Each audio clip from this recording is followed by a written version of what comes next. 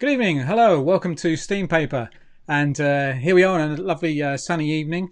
And looking forward to the festival this weekend, Steampunk Over Ether, 25th, 26th of April. We've got loads of stuff lined up. Loads of stuff has come in, some amazing contributions from all sorts of people. So we're trying to, I'm struggling to put together a schedule at the moment from all the amazing stuff we've got. But I can say we're going to have a makers segment for sure. We look like we're going to have a chap hop segment, which will be really good. We're going to have some things all about gin, which some of you will appreciate a lot, including cooking with gin and all sorts of things. We've got, what else are we going to do? Oh yes, we're going to have some readings from writers, and some people have recorded some great stories and even some classical poetry, which is lovely actually. And we've got an opera. What else have we got coming up? We've got some we're going to have a live shopping channel, which should be fun, and a couple of other live things which I'm going to keep a secret because they're going to be really good. What else we got? Oh yeah, and then we're going to have some louder music and even a bedtime story. I mean, we're going to have so much stuff, and I should be posting that some of this stuff in the next couple of days to give you an idea of what's coming up at the weekend. It will have to be flexible because we're still getting stuff in. People are still sending stuff in, some great stuff. So, and we're still, if you've got something you want to send in, if you're making a costume, making a gadget, performing a song, doing any of those things, then please send it in. We can still fit it in. We can still get it into the weekend, although we're pushing it now. But yes, we're still looking for them. Now, it's time for me to shut up and introduce somebody else to the screen. And we've got a fabulous guest tonight, a wonderful guest, and it's always a pleasure to talk to her. So without further ado, let me introduce Alice's Night Circus. Hello, Alice. Hi. Oh, I love the outfit. Oh, thank you. Thought it'd be comfy. I'm at home. Got to be comfy. Got to be comfy. Yeah, I know. Well, I'm in my gym jams most of the day, to be honest. I don't just. Got to do it. I have to say that the one thing about doing these interviews every day is at least I shave, because otherwise I'd be a member of ZZ Top or something. Yeah, I mean, I did put some effort in. Put a bit of effort in. Yeah, I forgot to put my lippy on, but I'll be fine. Fine. Oh, it's terrible. Oh, there we go. See, we were talking about how cheeky Matthew is. Oh yeah. He's always saying one cute patootie. Wow, there we go. But which one? Yeah. Which one? I know. Kat's saying Cheshire onesie, hurrah! Yeah. And yes, that's my daughter, by the way. So she's liking the onesie as well. She's very into cats. The onesie. Yeah, it's all good. Yeah. So let's go start by saying you've got a lot of news, and we've probably got quite a lot of ground to cover. And I know you've recently done a big post on your blog, on your YouTube channel. Mm-hmm. Which is covering a lot of the stuff that's happening, and a lot of stuff is happening with you. But probably the biggest thing that's happening is your change of name. So talk us through briefly about that, because I know you've gone into it in quite some depth on your vlog. So for those who aren't familiar with what's happening, tell us about that. Yeah, so for those of you who don't know, I'm going to be rebranding from Alice's Night Circus to Alice Strange. There's a whole lot of reasons why. You can check out my vlog on YouTube. It's got the whole story behind the scenes of why I decided to change the name. But mostly it's just because it's quite a long name, and over the years people struggle to get it right a lot of the time. So I often get mistagged as Alice's Night Garden or Alice's Midnight Garden or various other things. And there's also a very, very funny story behind it. And I just thought it needs to be something more simple. And a lot of people were asking me if Alice had a surname. Oh, yeah. I was just like, Strange would probably be the surname. So Alice Strange was like, that makes sense, and it's simple. So, yeah. Well, there we go. So in which case, I think I'm going to, we'll just swap things around. We'll just change you to Alice Strange down the bottom here. Yay! And while we're at it, we'll change it on that screen as well. There you go. See, awesome. Now that's official now. It's official now. You're now Alice Strange. Yeah, it is properly official. So as well as the name change, I know you had lots of things planned for this year. I think that's true actually of a lot of artists and performers. there seems to, I don't know why, just at the beginning of the year, I just felt like 2020 was going to be a massive kind of thing of creativity and people doing stuff and so on. And then, of course, it all changed. So how have things changed for you? What were you kind of doing, and how's things changed? Well, I mean, like you were saying, 2020, I was like, oh, this is going to be such a creative year for me. I was planning the name change since last year, and I was like, so I'll break it to people. That'll be like the first step. I've got a new track coming out that will still be under Alice's Night Circus, is kind of like the last hurrah for the Alice's Night Circus brand. I was going to release that and everything. And then I was going to move it over to Estranged, explain about how I was going to change the sound a little bit, because I wanted to move slightly away from the massive orchestral stuff into a more band sound, because that would be easier to play live. So I had like a whole original album of new stuff planned. A lot of people over the last few years ask me if I would ever do a cover album. And then I sang the Diva Dance last Asylum. So everybody was like, where can I get the Diva Dance? And I just sort of thought, well, while I'm at it, let's make a cover album as well. So I had all of this stuff planned, and I had like a full schedule of what I was going to do. Yeah. On top of that, I had all these amazing live gigs that I was super excited about. It was just like building up and building up. And then obviously things have changed. So I just kind of thought, you know what, I'll just tell everybody in one giant vlog instead of drip feeding it over the year, which was the plan I had, and just tell everybody what I was going to do. And then now I just kind of have to roll with whatever's happening in the world, really. And all my scheduling's completely off, but at least everybody knows what I was planning now.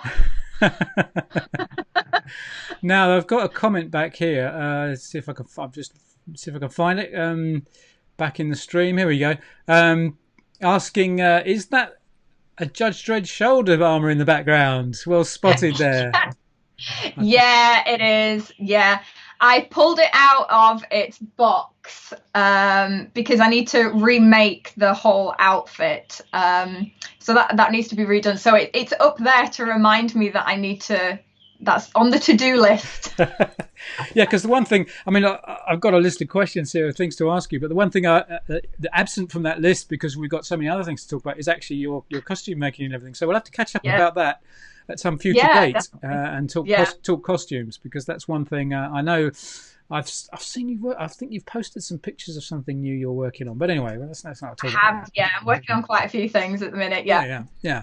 So tell us a little bit now. You mentioned obviously the change to Estranged, and you mentioned you're doing some last things for Alice's under the name Alice's Night Circus. So tell us about that. Yeah. So I have one last song that I plan to release under the Alice's Night Circus brand. It was kind of already semi-ready to go. And I was going to announce that was going to be the last thing. And then obviously everything happened. So I put that on hold for a little bit. And then I suddenly thought, well, when am I going to release it anyway? So I just sort of thought it's probably going to be released in the next month or so. The track is called The Age of Elegance. And you can hear a sneak peek of that on the vlog that we've been talking about as well. So that will be the last song I release under the Alice's Night Circus banner that will have that kind of classic Alice's Night Circus, ridiculous, over-the-top sound.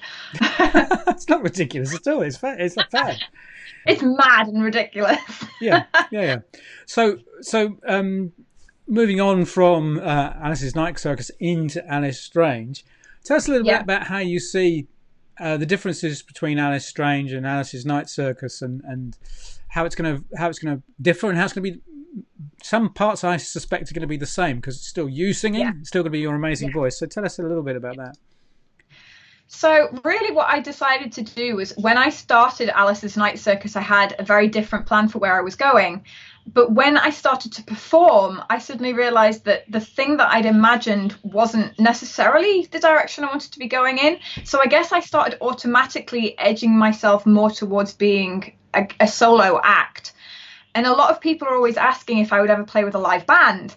And the answer is I would love to play with a live band. But the trouble is, the music that I'd created prior to that, the album Metamorphosis, is not really playable live because it's a massive orchestral number with lots of really weird specific instruments. So I realized that going forwards from that, if I did want to adapt and use a live band, the sound is going to have to be playable by a live band, which obviously is going to be a little different. But I also kind of wanted to focus a lot more on my voice as well. So hopefully the new music coming out will be more about the voice and more about prepping really for like live performances, and hopefully getting a band together behind me as well. Yeah.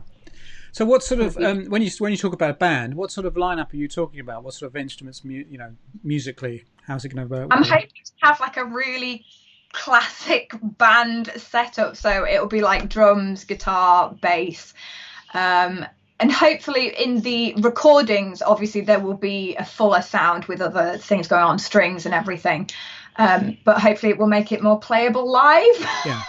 You see one day I'd like to see you, I don't know, I'd just like to see you sing in front of a big band, I think you would suit that down to a T. I would love that. I think my problem is, though, I love so many different genres of music. I'm like, I could do the swing thing, or I could do like, the idea of a rock band would be cool, or just going like full classical with an orchestra. I just love all of it. That's the trouble. Yeah.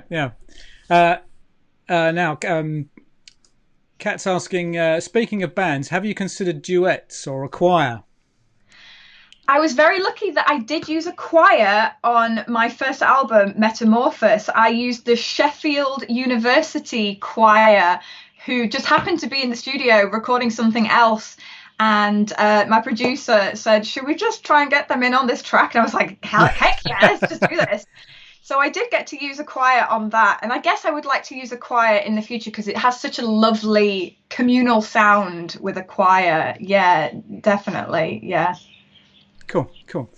And so I'm assuming that with this new setup, you're looking to create an album or something that people can download and listen to.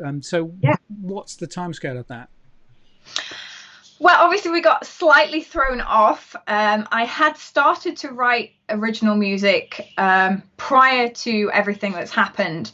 And then obviously everything happened and it suddenly becomes, I can only do everything from home now. I was really lucky in that I'd upgraded all of my stuff prior to that happening. So I'm now recording from home, but it's kind of delayed it a little bit. Because I didn't want to rush it to try and get it out during this period, just to like give it to people. And I still want it to sound good, so it will still take a little bit of time. So I'm thinking probably the end of this year, the back end of this year, into next year will be sort of the time scale for the original release, but the covers will be released prior to that. So that'll be kind of like an interim while you're waiting for the new original stuff. And will that be a full album of songs? Yeah. I'm hoping to have 2 full albums worth of songs. So it was going to be a busy year. That sure will be. So how did the covers album come about then? What's the story behind that? That I blame that entirely on my fans for that one, because the amount of times they would say, I really like when you sing this one, or would you ever sing this song? And then we're like, can you just do a cover album for us? And I had never planned on doing a cover album. That wasn't really something that I was even thinking about, but so many people were asking. And then after the diva dance and everything, I just sort of thought, well, I guess why not?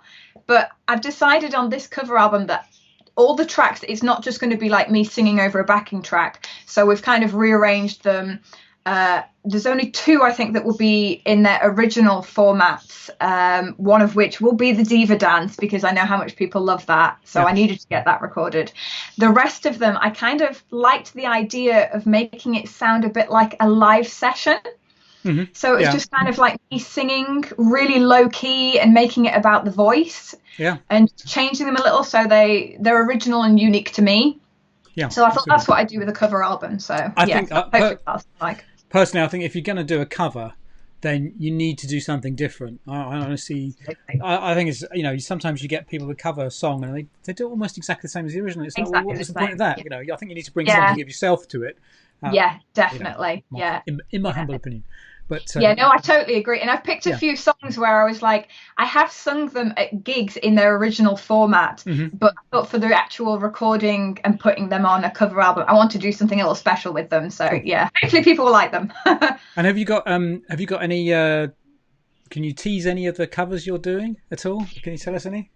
I can. I actually teased a couple of them on my vlog. I did have some little sound snippets. You did, I remember, yes. Yeah, I did. So the Diva Dance is one of the songs that will be on the cover album, but that will be in its original format because that's one of those songs where you don't touch that one. Don't touch that one. I will be doing a cover of My Chemical Romance's Welcome to the Black Parade. That's one of the songs that I will be changing a little, and there is a sneak peek of that on the vlog. I'm also going to do a couple of tracks that maybe people haven't necessarily heard before, but are tracks that I've always wanted to sing live. For example, there's a song called Terrible Things by April Smith. And it's this really quirky, upbeat number, which I've always wanted to sing it live. So this has given me a great excuse to kind of slide it into my set list now. I'm also going to sing a track from The Chilling Adventures of Sabrina, which is called Full Moon Tonight, which is a really fun, quirky one, all about ghosts and ghouls. That sounds like your sort of thing. Oh, yeah, absolutely. Absolutely, yeah. And, of course, I'm going to cover her Florence number as well, because I get compared to her all the time. Well, just to mention again that if people want kind of a bit more and a full story on all this news, then they can go to your YouTube channel and search that down. And they can also experience your magic fingers, you know. Yes. My magic transitions. Yeah, I know. I love that. Got a couple of things here. I like this, so I'm going to actually post this up. So Damien is saying...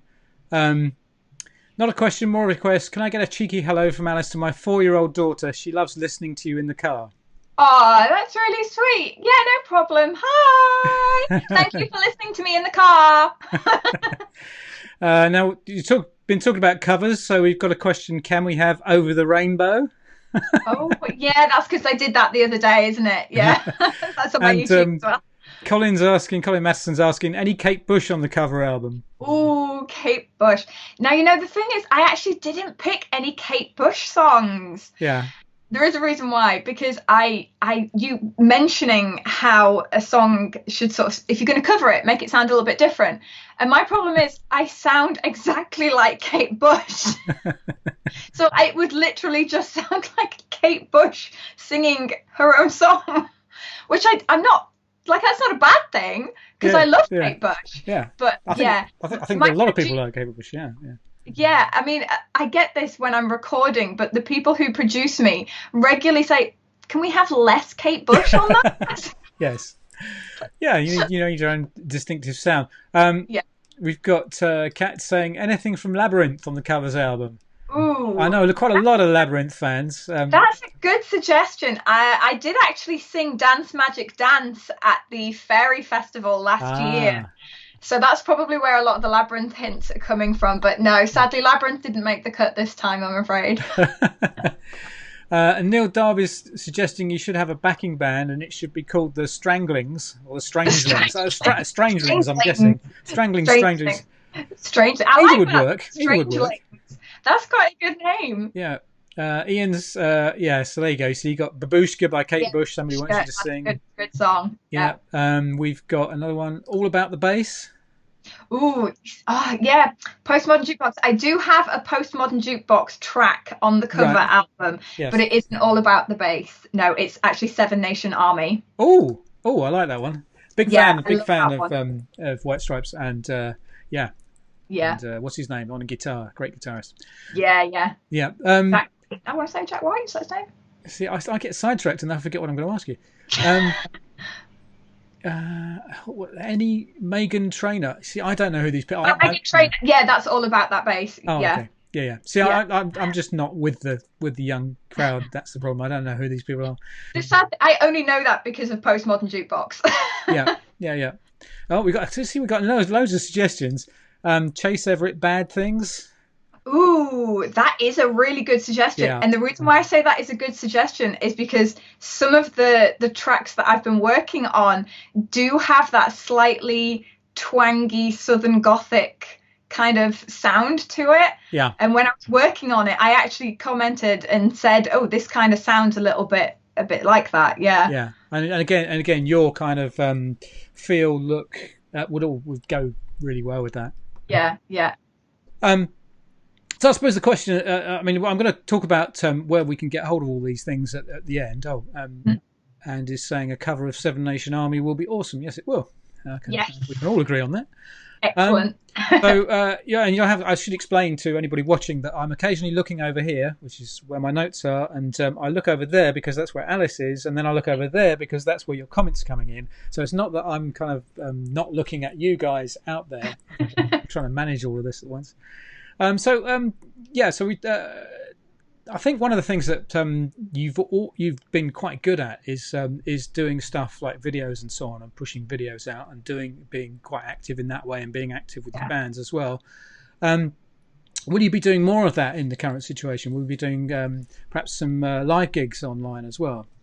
Yeah, absolutely. Now, I've normally been doing the vlogs and a few pre-recorded covers, but I've been dying to do a live feed on Facebook, and it's taken me a little while because I had to get some of the kit to be able to do it, because I absolutely wasn't set up or prepared to be able to do live feeds and stuff. But I've got it all figured out and everything now.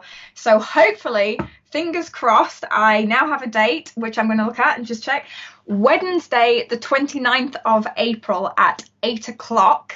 I will hopefully, if my technology works, be doing a live stream, and I'm going to open it up. This is probably going to go terribly wrong for me, but I'm going to open it up to requests on the night.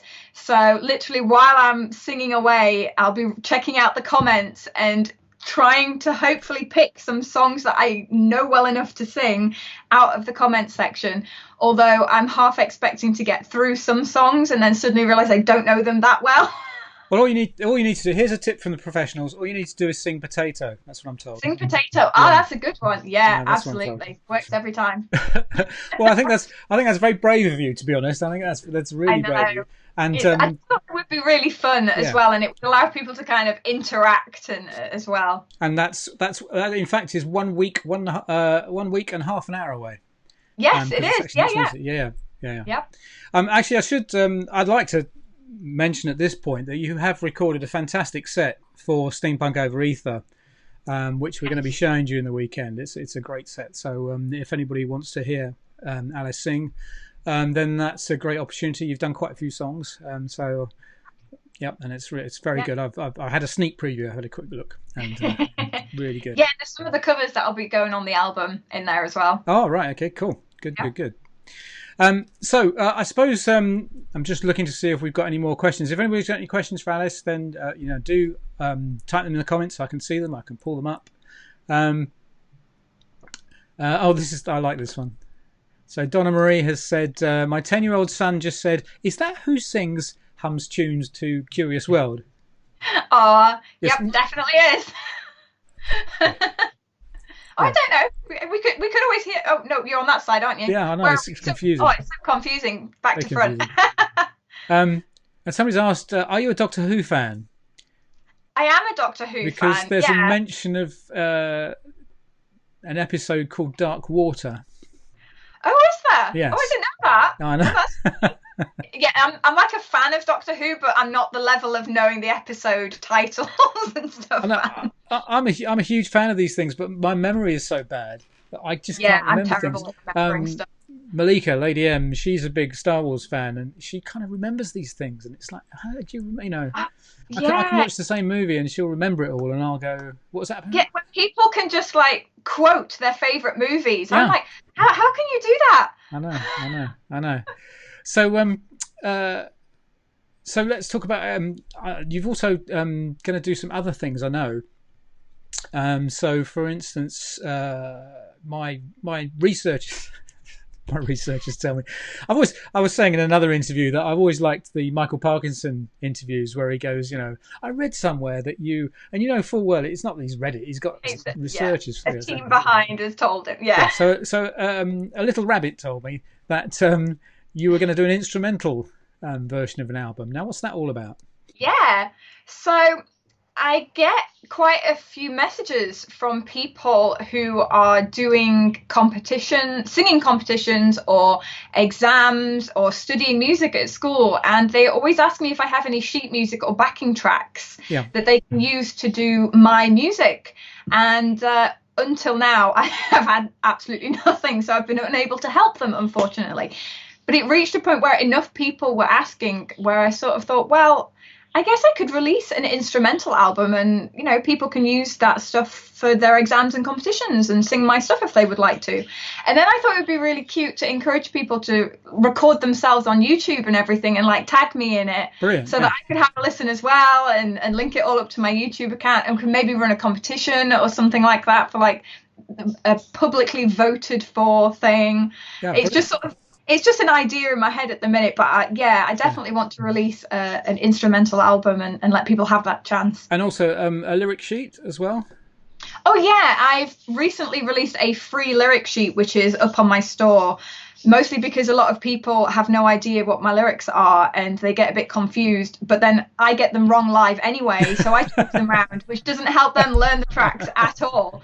So I thought if I put some actual lyrics out, I can, give them away for free, let people read the lyrics, see what it is, and then they'll know the songs better than I will. And then when I go wrong on stage, I can look at them and they can sing it for me. Well, you've made one person very pleased. Kat saying, "Oh, I'd love to be able to sing Illuminate in auditions." Oh, there we go. Yeah. So I mean, I like that idea because then people can be singing in the shower and they can get the words right, which is really yeah, exactly. Yeah. Now we've had a few questions because people who've joined, I think perhaps a bit later, about your onesie. So Neil's asking, "Are you in a onesie? Did you get dressed today?" Well, yes. And, well, technically the onesie is dressed. And John Heartless has asked, "Is that a Cheshire Cat onesie or is it Bagpuss? Or some kind of mutant hybrid between the two?" It does look a bit like a mutant hybrid between the two, but it's definitely the Cheshire Cat because it's got we're all mad here. On which side is it? This side here. There we go. Yeah. We're all mad here. Cool. What was I going to say? Now here's a couple of interesting ideas. You need to do a Lena Lovitch cover or Judy. I can never pronounce his name. Judy Tsuzuki. Is it Tsuzuki? Oh, it's Tsuzuki. Do you know either of those people? I know the first one. Yeah. There's a song that is really catchy by Lena Lovitch. I really like that one. Yeah. There's two or three. I can't know. I'm a huge Lena Lovitch fan. I can't fan. think what the titles are now, but I can even see like the music video, but I can't think what the titles are. Yeah, no, she's done some fantastic songs, and she's still singing today. She's still producing, pushing stuff out today, and like I say, I'm a huge fan. I do like her. A bit unusual as well. Yes, very unusual, and quite. She actually did play Matahari on stage once in a kind of musical, which was I actually saw. It was awesome. Yeah. Oh, here we go. Somebody's saying, "A fellow Whovian, wave from my 14-year-old daughter Poppy, who knows every single episode, wants to be an opera singer, and knows all your songs off by heart." Oh, wow, an opera singer. That's amazing. That's a pretty amazing thing. Yeah. Okay, now we have somebody that you might know. Scott is asking, "What's your favourite Disney film?" Oh, no, Let's go for the intellectual questions. Oh, he's really put the pressure on now. Which is my favourite Disney film. It's Lilo and Stitch. All right, okay, yeah. I'm a massive Stitch fan. Yeah, I just love Lilo and Stitch. Yeah. And it's funny because it's not even one of like the musical Disney movies. Yeah. But yeah, I just love Lilo and Stitch. Yes, no, that's quite a fun movie. I feel like I'm getting told off now because there's at least 4 comments in a row that have reminded me, despite me saying it's a big fan, that the song you're probably thinking of is Lucky Number. Yeah, that's that's the one. I like her version of I Think We're Alone Now, and there's a few others that are pretty good. Oh yeah, but now I feel ashamed that I couldn't remember that. And that's the thing though. As soon as somebody tells you, you suddenly go, "Oh yeah, of course." And Martin Nichols is saying it's "Stay With Me Till Dawn" is the Judy. Is it? I can't pronounce her name. Zook. I don't know how to pronounce it.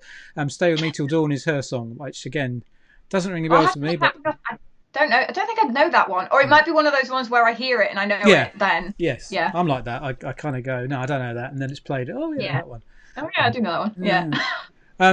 So now one of the things you've got quite a distinctive look, and you do one of the things that I like about the things you do is they all have a very particular style. They're very well thought through. There's a lot of care going in there. So, and the same applies to merchandise. So now I know, bands have struggled sometimes to get a lot of merchandise. So do you have merchandise available, and what's kind of in the pipeline?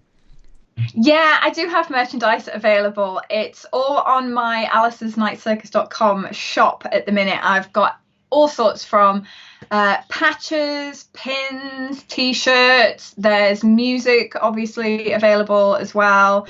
I'm hoping to do a brand new range when I'm shifting everything over to my Estranged thing, but I will be taking the little cog heart logo with me, which I think is on this side over here. Yeah. Yes. So I'll be taking that logo with me over to Estranged. So a lot of the Alice's Night Circus stuff is going to translate through to the Estranged stuff. It's literally just going to be the name is going to just like swap around on them. Good. So I can keep wearing this then. Yeah. Yeah, absolutely. Yeah. And also what I quite like about that is because those original ones, and especially the cog heart pin that doesn't have a center in it, because there's only 100 of those when I very first started, is that it shows me when people picked me up as fans. Yeah. So I can kind of like see the people who were there at the start, the people who kind of came through in the second wave, and then like the changeover and everything. It's kind of cool. Yeah, maybe you should have secret numbers on them or something so that you can go, you're just a new fan, you know. We love new fans. We love new fans. Obviously, all fans are welcome. Yes. Scott's got a question which I'm gonna. This is what interviewers do. They bring up a question and they change it. So that's what I'm gonna do. So Scott said, "Do you have any new Alice Strange outfits planned?" And I was going to ask, following on from what we're talking about, what's going to be the difference in visuals and in look and feel between Alice Strange and Alice's Night Circus, if any? So there probably isn't going to be a massive change in style, because the style that I had as Alice's Night Circus is very much my look and my style, really. But I guess what I will be doing now is slightly retiring off the more circusy side of things. So like I had the red tailcoat look and the stripes. So I'd probably be retiring that look, because I think that look was great for my Metamorphosis album. So I want to let that encapsulate that period in time, and that moving on into my next one, I'm going to find something else that's going to define my Alice Strange time. I haven't quite found it yet, but I think I'm edging closer towards it with a few bits and accessories and things there. So yeah, I'm still fishing around for the 100% look for Alice Strange, but yeah, a lot of it will be the same. Cool. Well, I'm looking to see if there's any more questions. If anybody's got any questions for Alice, please do type them in the comments, and I will ask her about them. So you're going to continue to, because I know you make, one of the things you were heavily involved in, I think before you were singing, was the cosplay scene and so on. So are you going to continue to kind of make because you make a lot of your own outfits and so on, so you're going to continue to do that? Yeah, absolutely. I absolutely love making outfits and costumes for stage, because unlike making normal clothing, I can let my imagination go completely wild for stage wear, and it just lets me do whatever I want. So I'm absolutely going to continue doing that and designing my own stuff. I'm having a lot of fun at the minute because I've got a bit more free time than I normally have. So I'm kind of catching up on projects that have been folded up as basic fabric for a while. They are now becoming the creations that I wanted them to be, so that's fun. I think that's true of a lot. I think that's true of a lot of people. I think a lot of people are starting to do those things, which is great. Hopefully we can get some videos of people showing us off their costumes, if not over the festival weekend this weekend, in future. I think I've enjoyed this quite a lot, all these interviews, so I think I'm probably going to do some more. I'm probably going to take a break but then do some more, so it'd be good to talk to some of the makers as well as as well as the performers. Colin Madison is saying is asking, how is your love of clowns coming along? And he's mentioning the It cosplay. Yes, I remember that one. Yeah, it's so weird to be genuinely afraid of clowns. Like if I saw a clown, I would have to cross the street. I really don't like them, especially specific types of clown. And I was absolutely weirdly fine with the Pennywise from the new It movie. Yeah. And I think it's just because it doesn't have the colourful silk suit. Yeah. And oversized shoes and like a fake nose. Yeah. So it was more of a monster than a clown. So I was okay with that. But weirdly, I'm actually making right now an Edwardian cycling outfit based on the outfit of the Joker from the Joaquin Phoenix movie. Mm-hmm. And I suddenly realized I keep making outfits based on clowns. Why am I doing this to myself? You've never been tempted to do the Joker then, or Harley Quinn? I mean, Harley Quinn's a bit of a cliche, really. I have, just before all of this happened, Yeah. I was supposed to be going to Birmingham MCM. Yeah. And I had my cosplay all lined up, and it was a brand new one. It was Roller Derby Harley from the new Birds of Prey movie. Yeah. So I was ready to go with that, and then unfortunately couldn't do it. But I have had an idea, a slightly mad idea, regarding my Harley cosplay. So I might be singing a song from the Birds of Prey soundtrack dressed as Harley and putting it on my YouTube account as a bit of a fun thing to do while we're all in lockdown. That would be awesome, can I just say? That would be very awesome. So, really funny. Are you a big comic book fan then? I guess sort of, but only specific comics. Yeah. I love the Judge Dredd comics, obviously. Yeah. They're probably the only comics I've ever really super got into and just like read them all. I get a bit lost in the Marvel and DC universe because they keep restarting things and changing things around. That's and so complicated. Who's who anymore. So I don't generally read a lot of comics, and I do tend to stick to the movies. But I'm a big fan of the Judge Dredd comics, and I also love the Crow graphic novel as well. Yeah, I mean, I've been a Judge Dredd 2000 AD fan for many years, but I am a huge Marvel fan. But they are, once you start going into so complicated. If you look up any character and look at their backstory, it is ludicrous. Their backstory. There's like 6 different versions. Yeah, it's like, how am I supposed to keep up with this? So the only way to do it with Marvel really is just to get into one series and read that, and then yeah. So we've got a few other questions here. I'm going to go back in the stream. Damien's asking, now I know you've collaborated with them. Do you plan on making a single with Victor and the Bully? Oh yeah, because I collaborated with them and I covered one of their songs, which was, this is where I get it wrong, Am I? I have to explain that. I got it completely wrong when I did the cover, and I introduced it as I am through the entire video, and then finished it, uploaded it, and went, that's wrong. But then it was too late. That was the Yoda version. Yeah, it was. Yeah. I don't know. I think it would be really fun to do something like that. Yeah, definitely. Yeah. I know. We've got the time now. I know you've done a few things live with people as well, if I remember. Yeah, which have been fun whenever I've seen them. I sung with Sharon, Lady Violet Hugh. Yeah. We did some very fun. We did some classical. I know. Song, if I remember rightly. Yeah, Whitby, wasn't it? That was quite amazing. Yeah, that was right. Yeah, we did the flower duet. Yes. Yeah, we did the flower duet, and then we did, just to go to the opposite end of the spectrum, we did tribute. Yeah. Which is 2 ends of the spectrum there. Of course.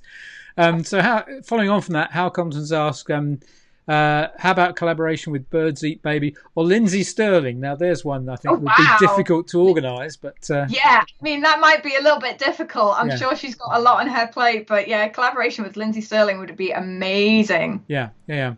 And coming back to costuming, Debbie Marshall says, you should do a tutorial on Basic Machine on how to make clothes. It's funny that you should mention that, actually, because I have considered trying to record myself when I'm making one of my outfits and actually making a vlog from start to finish on how I make the outfit, and popping in like a few little sewing tutorials of things that I've picked up and learned over the years. Yeah. So yeah, that's definitely on the to-do list. Yeah. Do it. Yeah, do it. What else was I saying? Oh yes, somebody's asking, do you read a lot of Neil Gaiman stuff? So do you read any Neil Gaiman? I am trying to. I've read Good Omens because I'm a massive Terry Pratchett fan. Yeah. So I read Good Omens, and I think that was my first introduction to Neil Gaiman. I read Stardust after the movie came out because I loved the movie so much. I wanted to read the original book from that. Yeah. I want to get into the American Gods series, because that sounds really interesting, but I haven't got around to it yet. I'm one of those readers who goes, oh, I fancy reading a book, and then I just pick up either Terry Pratchett or Stephen King, even though I've read it before. I'm terrible. No, I'm sure Colin will correct me if I'm wrong here, but I'm a big Sandman fan, which I think is Neil Gaiman's. I think that's probably the most popular one, isn't it? Sandman. Yeah. Greg McNeil has said, what has been your most challenging cosplay? So out of all the outfits and things you've created, what's been the most difficult or challenging, would you say? I would probably say it was the Pennywise one, because I had no patterns to work off. The panels in that outfit, there were so many panels, I counted them at one point and it was ridiculous. And then because nobody else had done the costume before, there were no tutorials on how to do certain aspects. Like in the back of his outfit, there's this incredible folded origami spine that goes all the way down the jacket. And when I made it, the film had only been out for a little while. So there was just this really blurry photograph of the back. And I just kind of had to try and figure out what it looked like and make it up. So that was a big headache. But also, I think it equaled out for the amount of frustration that went into that costume, how satisfying it was at the end of it to then put it all on and go, wow, I made this. I can't believe I made this. I think one of my favourites, you mentioned the Judge Dredd earlier, I think one of my favourites was your take on Judge Dredd. A steampunk version of Judge Dredd, because it was... Oh, I so want to remake that now. With all the knowledge that I've got over the years, I'm dying to remake that one. What I liked most about it was it wasn't kind of predictable. There was a lot of decisions you made which were kind of... it wasn't strictly steampunk. It was some kind of slightly... Yeah, it was a little bit risky when I did it, because I knew I might annoy some of the Judge Dredd fans with it not being so... classically Judge Dredd, and also I was probably going to get questioned by the steampunks, is this really a steampunk thing? So I kind of knew I was risking it a little bit with both sides of things. No, well, I'm speaking like an idea in my head, so yeah. Speaking as a huge Judge Dredd fan, I loved it, and I think Thank you. Now sorry about this, Dorota, I believe, if I got that right. Are you planning to sing the Diva Dance live again? It was awesome at Whitby. Well, thank you very much. Yes, basically, because I'm going to be putting this onto my cover album. I'm hoping to pop this into my set a little bit more often now, but it is an incredibly difficult song to sing. So it's very much a song that I choose on the night, depending how my voice is, depending how the atmosphere is in like the temperature of the space that I'm performing in, because my voice has to be very specifically warmed up for that track. And I can only do it at the very start of my set, because the type of singing that I have to do for the rest of my set is so different that if I was to do a full set singing my normal stuff and then try and sing that at the end, my voice would not be able to do what I need it to do. So I have to do a specific classical warm up, sing that and get that out of the way, and then I can sing my other stuff. So it's very much a on the night decision. Yeah, I mean, it's good that you're able to do that, because some artists have a rigid set list and they never stray from it. So I quite like to wing it. Which is a terrible idea sometimes. You and me both. So people don't notice. They don't notice still, in my case. That's fine. Andy is asking, have you ever cosplayed as a Terry Pratchett character? And if you haven't, which one would you want to do? I'm gonna do the interview thing again and open that up and say, and are there any other characters you'd love to cosplay that you haven't yet so far? So it's funny you mentioned the Terry Pratchett thing. At the very back end of Asylum last year, there was me and about 3 or 4 other people hanging about at the Vic, chattering away, and we were talking to Lee about his outfit. He had done one of the Knack Feagle over Asylum, and it was an amazing outfit. It was so cool. And I was sort of saying how much I loved like the idea of Terry Pratchett. I was like, some of the stuff's quite steampunk anyway. And I'd always wanted to do a Moist von Lipwig outfit, because he has that gaudy gold suit, and I love gaudy, ridiculous things. And I was like, oh, that's so up my street. So we kind of like came up with a few ideas, and it snowballed into a whole group on Facebook of people claiming Discworld and Terry Pratchett characters that they were going to do for this asylum. And I did claim Moist von Lipwig for myself, so I'm going to be working on that this year and doing my own version of his infamous gold suit. For other characters outside of Terry Pratchett, I have a massive list of characters that I would love to do outfits and cosplays for. I'd really love to do like maybe a Blade Runner thing would be really cool. Yes, Rachel's Blade Runner. I'd love to do her outfit. Her suit is so beautiful. I'd love to do that. You mean someday. Rachel's suit? Yeah, Rachel's suit. Yeah, because there's a lot of great characters in Blade Runner. The original Blade Runner you could choose, but Rachel's very, very classic. I had a thing for textured shirts because Harrison Ford wears these amazing textured shirts. Yeah, the fabric they used in Blade Runner was beautiful. It was really interesting to look at. Yeah, I had a thing for that, and I really loved that look. Yeah. So what else was I going to say? Yeah. So now Kat's asking, how is your voice? Because you were ill at one point. So is it completely recovered, or do you still have to watch out for things? Or so it was actually probably exactly a year ago. I think it was about this time last year. I came down with laryngitis, which went on for a really, really long time. And I was very worried that I'd completely lost my voice, or that perhaps I had nodes or something really serious going on, because I lost the ability to sing. And it was a really not nice period. But I went to the specialist, and he confirmed it was just laryngitis and that I was to rest, and eventually it would go away, but unfortunately there was nothing they could do about it. So I ended up having to put myself on rest for a few months, and then when I felt better I started to dip back into singing, and I really had to go back to the basics. I couldn't do any of my original songs. They were way too difficult to sing, so I was back to singing like nursery rhymes and kids songs to try and get my voice back up to where I needed it to be. So it took a lot of work to get it back, and even I think it was 10 months down the line, even when I was doing my warm-ups, I could still feel that it wasn't back to normal. And to be honest, I guess it's only the last month or so where I thought, you know what, it feels absolutely fine now. So it was shockingly long amount of time it took to get over that. So I don't recommend laryngitis to anybody. Cool. What was I going to say? So now I know you've got quite an amazing fan base.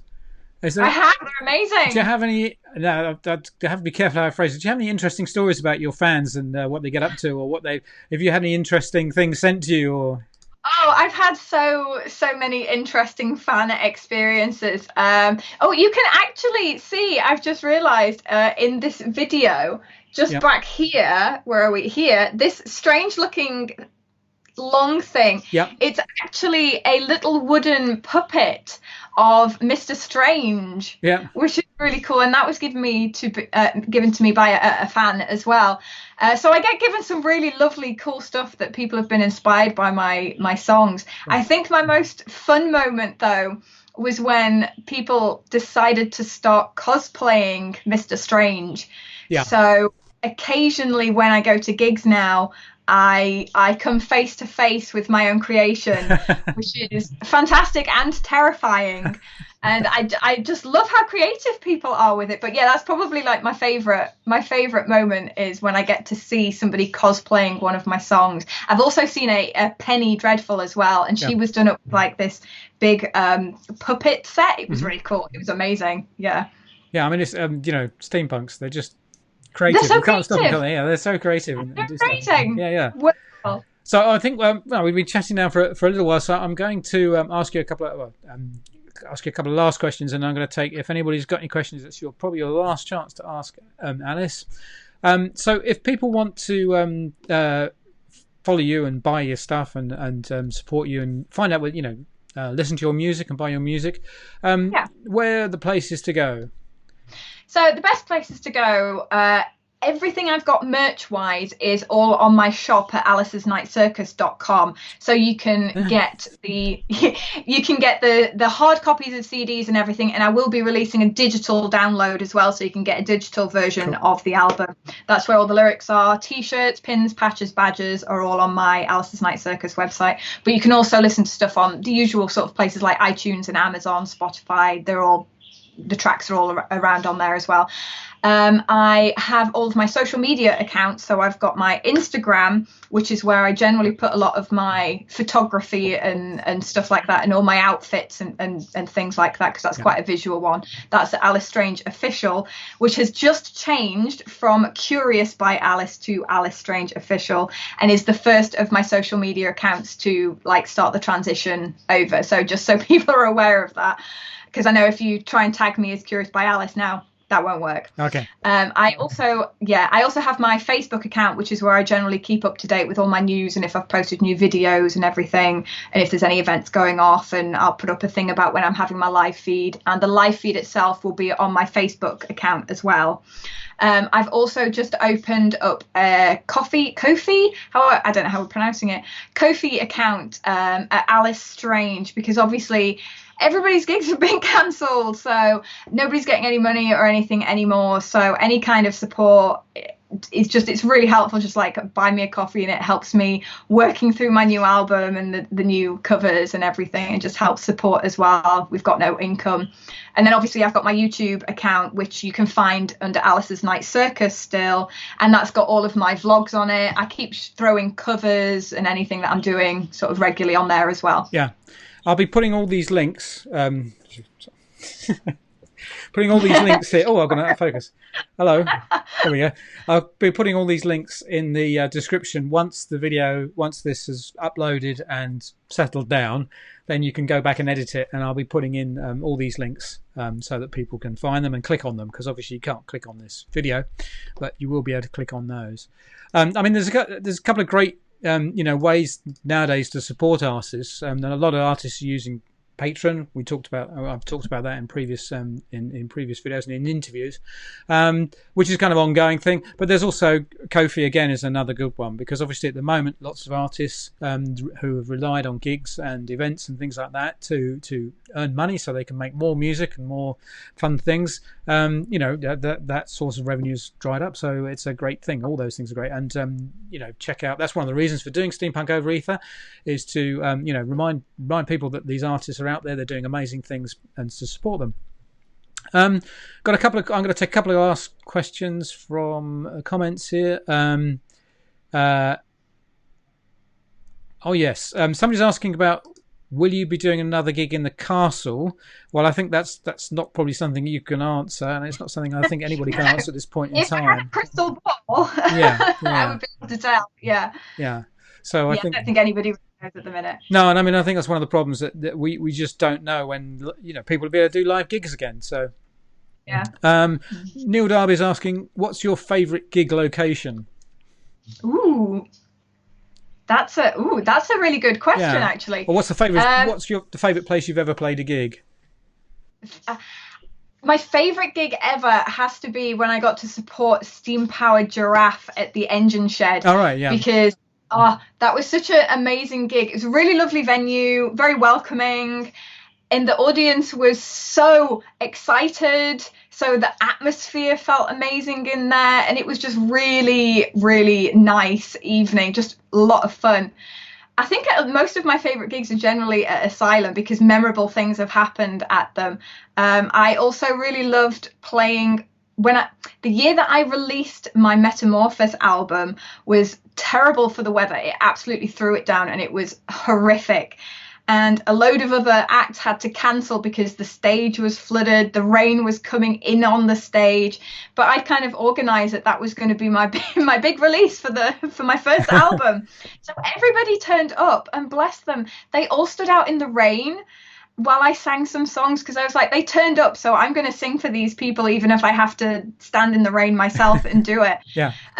That's probably one of my all-time favourite moments. to know that people were willing and mad enough and nice enough to stand in the rain and listen to me sing my music. So yeah, really lovely at the castle there. Yeah, I mean, I must admit, when Steam Giraffe came over from America, they were lovely people, and they certainly know how to put on a show. They certainly know how to put on a show. Oh, absolutely. It was just such an electric evening. It's so fun. Yeah. Robert James is asking, was it like meeting a cosplay of yourself? I'm not sure what that's referring to, but have you met a cosplay? No, this is because people, I guess, is it cosplay or just like they take influence from my style? I'm not sure. But I have met some people who kind of do the Alice thing. Yeah. You know how some people like cosplay the steam-powered giraffe? Yeah, absolutely. Yeah. And I've seen people do me as Alice as well, and I've kind of met some of them. And there was one lady one year at an event, and I can't remember where it was, but people were mistaking her for me and going up to talk to her before they were realizing that it wasn't actually me, but she looked amazing. And I saw some photographs of her, and she really did. Well, many years ago, I used to be mistaken for Eddie Izzard, believe it or not. I'm not these days, but I can see that. I can't. And so I actually set up a Facebook page that said I'm not Eddie Izzard. But I couldn't see it myself. But I used to do a lot of training, and every time people would come up and say, "Yeah, if anybody had told you, you like," and I was like, "Yeah." Yeah, I mean, it's not a strong, obvious one, but yeah, now you've mentioned it, I can see it now. No escaping it. Especially not in the comedy front. Well, I think we should probably draw things to a close now. Thanks everybody for all your questions and your comments. It's been brilliant. There's been some lovely questions and so on there. But biggest thanks goes to Alice. Thank you very much for joining us. It's been wonderful. Thank you so much for having me. It's been lovely to see you in your Cheshire Cat onesie. I should be buying one straight away. I'm going to be going out and getting one. They are comfy. Definitely. They're very comfy. Yeah, look out for my next interview. I'll be wearing one. And also, so thank you very much. And also, thank you very much for providing some amazing footage for our festival as well. So I'm looking forward. Hopefully everyone enjoys it. Yeah, cool. So thanks very much. And hopefully get a chance to chat to you again soon. Cheers, Alice. Definitely. Bye. Bye. So that was the lovely Alice Strange. So it was lovely to talk to her, as it always is. So do remember, if you want to, you can follow her on Facebook. You can check her out on Instagram. Do go support her over at Ko-fi. And of course visit the website for those all important t-shirts and all music and everything else. So it's usually better to buy direct from the artist when you're buying CDs and music, because they get more money that way from than they do from streaming. Streaming is if you can't do anything else, then stream music, but it's probably they probably earn the least from streaming. So buying a CD is great. Buying it in person at a gig is even better. So I mentioned that Alice has produced a lovely video for us to show at our Steampunk Over Ether festival, and lots of other people have produced some amazing stuff as well, and I'll be detailing that. We've got a couple more interviews coming up this week. Tomorrow we'll be talking to the Cogniz, so we'll be talking a bit of music hall, poetry, and no doubt that's going to be a fun evening. They're two big characters, and I'm quite looking forward to that. I've performed with them very many times. They're regulars on my radio play, so that should be a good one. On Friday, we're hoping to have a very special guest. Still trying to confirm everything, but it'll be really good if we can persuade him to come on and talk to us. That's it from me. Don't forget to put this in your diary this weekend. Watch this weekend. We're going to be telling you more about it very soon. So follow SteamPaper, the page on Facebook, and look out for announcements. In the meantime, thank you very much, and remember, stay safe and stay splendid.